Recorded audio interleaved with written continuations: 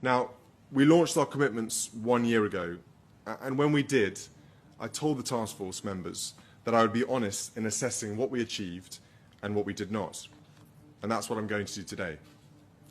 To explain where I think we've got to, I want to begin by taking a step back to the early days of social media.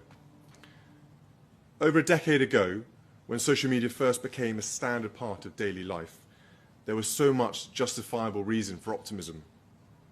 Some of this was about personal excitement. That friend we lost touch with was suddenly back in our lives. The grandparent living far away was now able to keep up with the day-to-day life of the family they cared so much about. The fun we had at parties, the victories we celebrated on the football pitch, the cake we ate at our child's birthday, all of it was captured, posted and shared with our friends, making us feel closer to each other even when we were apart. And some of it was about the very nature of our society and culture. Our politics appeared more direct and more transparent. The physical distance between nations and people seemed less important.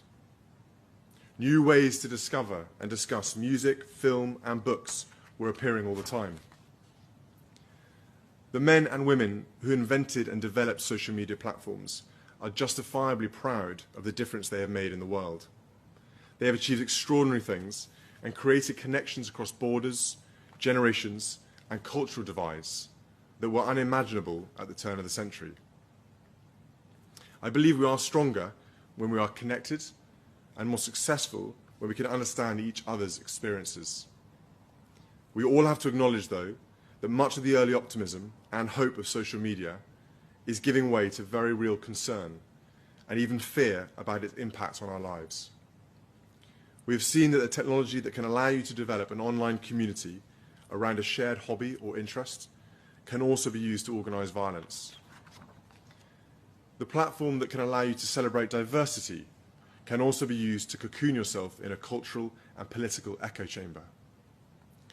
The new ways we have to access news from across the world are also allowing misinformation and conspiracy to pollute the public sphere. The tools that we use to congratulate each other on milestones and successes can also be used to normalize speech that is filled with bile and hate. The websites we use to stay connected can, for some, create profound feelings of loneliness and inadequacy. And the apps we use to make new friends can also allow bullies to follow their targets even after they have left the classroom or the playing field. It is this issue of cyberbullying that we have come here to discuss today.